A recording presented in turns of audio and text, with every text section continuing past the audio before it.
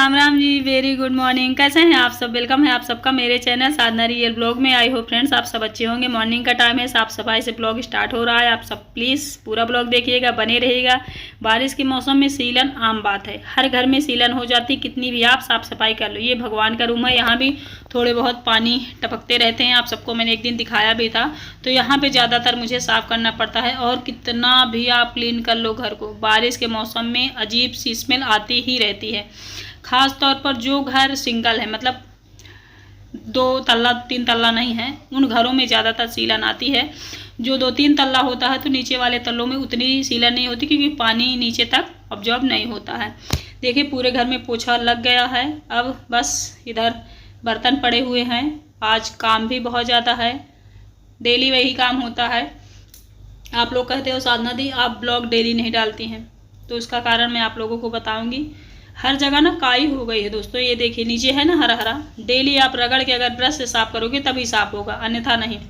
तो पोछा मैंने अच्छे से भिगो के और थोड़ा सा डिटर्जेंट डाल के धुल दिया है, जिससे गंदा ना हो, क्योंकि ये भी धागे हैं, तेल वगैरह लग जाता है, तो इसे डिटर्जेंट से साफ़ करना ज़्यादा ज़रूरी होता है। मैंने टांग दिया जिससे वो सूखे। यहाँ पे मैं थोड़ा सा रगड़ दूंगी, उतना अच्छे से नहीं रगड़ूंगी, हल्का हल्का। जो ये काई ग्रीन ग्रीन दिख रही है ना, इससे पैर फिसलने का बहुत ज़्यादा खतरा होता है। ये देखिए ये नहा चुके हैं। अब इनको कहीं आज जाना है तो संडे, लेकिन कहीं काम है तो ये चले जाएंगे। मुझे आज बहुत सारा काम है, मतलब दुकान भी मुझे ही लगानी है, बहुत सारा काम।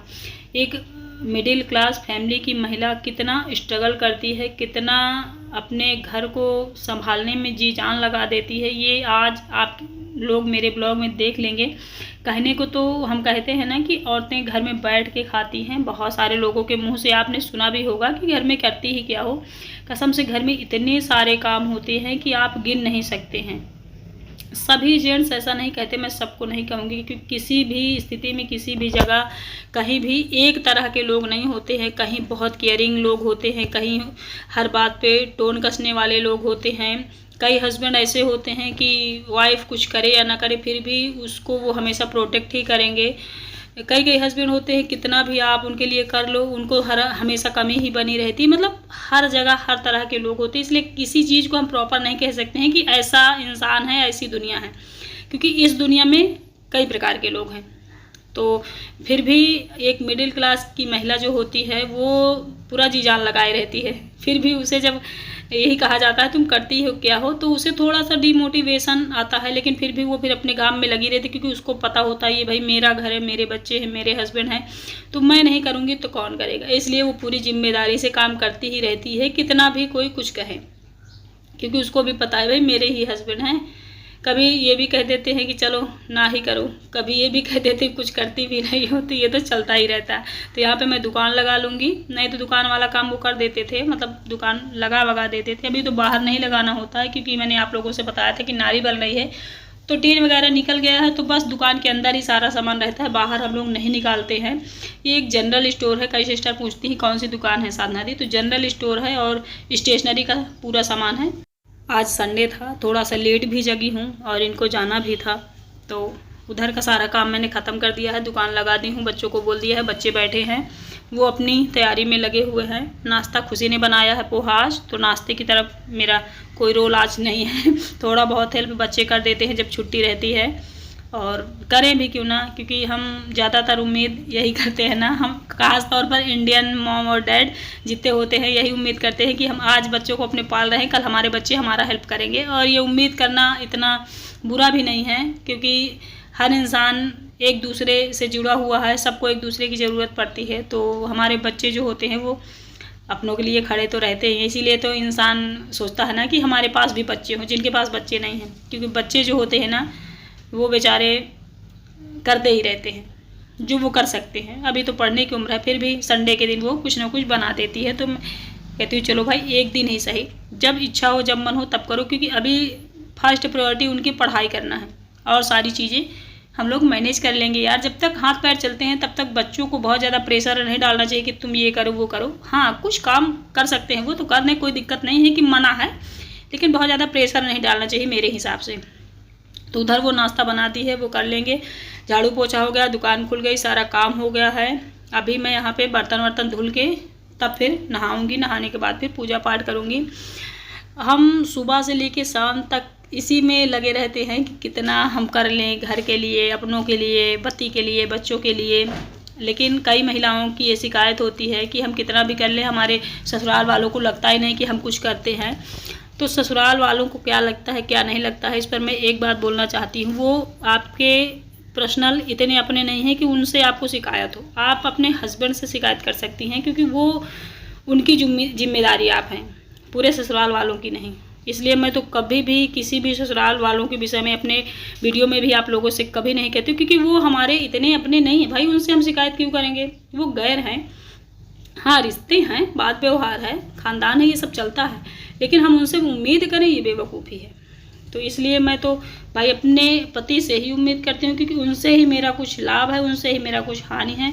मैं किसी और के विषय में कभी भी चर्चा नहीं किया करती हूँ, क्योंकि हमारा पर्सनल एरिया अगर सही है तो बाहरी लोग हमारा कुछ नहीं कर सकते। इसलिए बाहरी लोगों पे ज़्यादा ध्यान ही नहीं देना चाहिए। मैं तो कसम से दोस्तों ध्यान ही नहीं देती। देखिए, नहाने के बाद पूरा तैयार हो जाऊंगी, तब फिर पूजा वूजा करूंगी। बारिश आज भी हो रही है, और बारिश के मौसम में बारिश नहीं होगी तो क्या होगी। रक्षाबंधन आने वाला है। आज ये वीडियो मेरी 27 तारीख को जाएगी, 28 को रक्षाबंधन है। तो आप सभी बहनों को, भाइयों को रक्षाबंधन की बहुत बहुत शुभकामनाएं, और हम सभी खुश रहें, बस मैं यही कह सकती हूँ। और एक बात और कहूँगी, सिर्फ भाई बहन के लिए नहीं, सभी के लिए।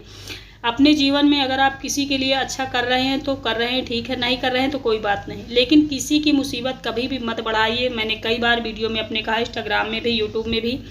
आप करते हैं तो करते हैं, किसी का नहीं करते तो कोई बात नहीं, कोई इसमें प्रॉब्लम है ही नहीं, बट किसी की परेशानी के आप जिम्मेदार मत बनिएगा। और एक बात और मैं संदेश के तौर पर कहूँगी, बहुत सारे लोगों की शिकायत होती है कि हमें उन्होंने ये कहा, हमें उन्होंने वो कहा, ये कहा, वो कहा। ये सारी चीज़ें ना बेवकूफ़ों वाली बातें हैं।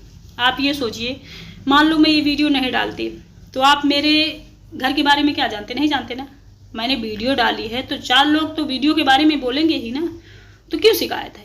ये देखिए, मंदिर से आके घर में भी पूजा कर ली है, क्यों शिकायत है। जो चीज़ हम करेंगे तभी लोग कहेंगे ना, जब हम करेंगे ही नहीं तो लोग कहेंगे नहीं। तो शिकायत दूसरों से नहीं करनी चाहिए, खुद से करनी चाहिए। त्र्यंबकं यजामहे सुगंधिं पुष्टिवर्धनम् उर्वारुकमिव बन्धनान् मृत्युमोक्षयमामृतात्। नमः पार्वती पतये नमः शिवाय। चलिए दोस्तों, पूजा पाठ हो गई है, चिड़िया चहचहा रही है, मौसम थोड़ा सा है बारिश वाला, बूंदाबांदी हो रही है। संडे का दिन है, खुशी का टेस्ट था, वो गई पेपर देने। शिवा गया कोचिंग। हर सभी बड़ी मम्मी के यहाँ है, मैं हूँ, हस्बैंड भी हैं। चलिए चलते हैं किचन में, कुछ बनाते खाते हैं। आप सब देखते रहिए, बने रहिए। जो लोग नहीं आए चैनल में, चैनल को प्लीज़ सब्सक्राइब करना बिल्कुल ना भूलिएगा। चलिए देखिए, बातचीत करने के बाद दाल मैंने चढ़ा दी। इधर दाल फ्राई करने के लिए मैं सब्जियां काट लूँगी। तो दूसरों से शिकायत कभी मत किया करिए कि लोग हमें ये कह रहे, वो कह रहे। मान लो मैं वीडियो डाल रही हूँ तभी आप मुझे कुछ कह रहे हो ना, मैंने वीडियो ही नहीं डालती तो आप कैसे कहते।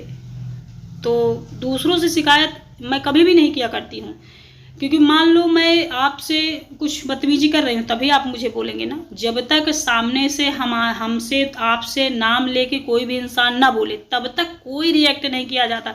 अगर आपको लग रहा है कोई इतना बेवकूफ़ है कि आपके ना बोलने के बावजूद बड़ बड़ पागलों की तरह कर रहा है, तो उससे आप उसकी तरफ ध्यान ही मत दीजिए। इतना समझ लीजिए, समझदार लोगों में ये गुण होने चाहिए और बहुत ज़्यादा ज़रूरी है। जब तक हमसे कोई नाम लेके बात नहीं कर रहा तब तक हम उसके बारे में क्यों बोले, क्यों आखिर। और कई लोगों का काम होता है, किसी के यहाँ कुछ हो रहा है कान लगा के सुनना, किसी के यहाँ झगड़े हो रहे हैं कान लगा के सुनना। क्या ज़रूरत है मेरे भाई बहनों, कोई ज़रूरत नहीं है। जो चीज़ होगी वो सब सुनाई देगी बिना कान लगाए। तो क्या ज़रूरत है किसी के बारे में सुनने की, बताने की, जताने की, कुछ नहीं। अगर किसी के साथ कुछ होगा अच्छा या बुरा तो सबको पता चलेगा। इसलिए मैं पर्सनली कभी न किसी के बारे में बोला करती हूँ, ना कभी मैं उसकी बातें सुना करती हूँ, क्योंकि जो होगा वो सबको पता चल जाएगा, उसमें ताक झाक करने की ज़रूरत नहीं है। और किसी से बैर कभी इसके उसके कहने से ना करो। जब तक आप से कोई चीज़ कही नहीं जाती तब तक बोलो ही मत। कई मैंने लोगों को देखा, मेरे खास लोग भी अगर मेरे दिल से उतर गए ना, उनके बारे में मैं सोचती तक नहीं। बोलना तो बहुत दूर की बात है। जो मुझे जानते हैं पर्सनली उनको अच्छे से पता है। मेरा कोई खास व्यक्ति भी हो गया, घर का, परिवार का कोई, अगर मैं उससे दिल से मैं उसको त्याग देगा तो वो मेरे सामने से निकल जाएगा, निकल जाएगी, मैं उसको देखूंगी तक नहीं।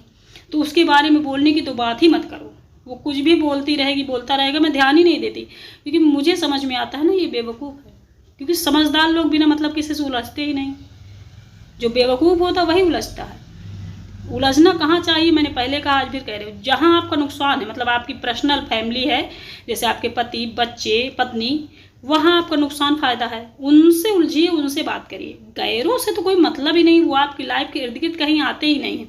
तो गैरों से कभी भी मैं न जल्दी उलझती हूँ, ना उनके चक्कर में रहती हूँ। और मैं आप लोगों को भी यही कहूँगी, अपनी पर्सनल लाइफ देखिए, अपनी पर्सनल फैमिली देखिए, दूसरों से कोई मतलब नहीं है, ना वो आपको कुछ बिगाड़ सकता है ना बना सकता है। तो उनसे उलझने की कोई जरूरत नहीं। प्रेम से बोल सकते हैं, बोल दीजिए, नहीं बोलना कोई बात नहीं, इग्नोर कीजिए, बट किसी के लिए कभी कुछ मत बोलिए, मेरी सलाह है। क्योंकि हर जो हम कर्म करते हैं उसका फल हर जगह भगवान के रजिस्टर में लिखा जाता है, उसका फल फिर आगे हमें भोगना पड़ता है।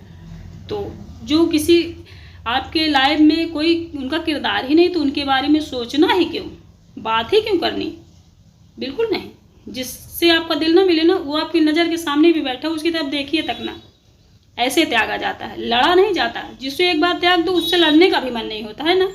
आई होप आप सब मेरी बातों का मतलब समझे होंगे। मैं यहाँ पे खा पी के आराम कर रही हूँ। मिलती हूँ आप लोगों से कोई अच्छी सी न्यू वीडियो के साथ। Bye bye, thank you.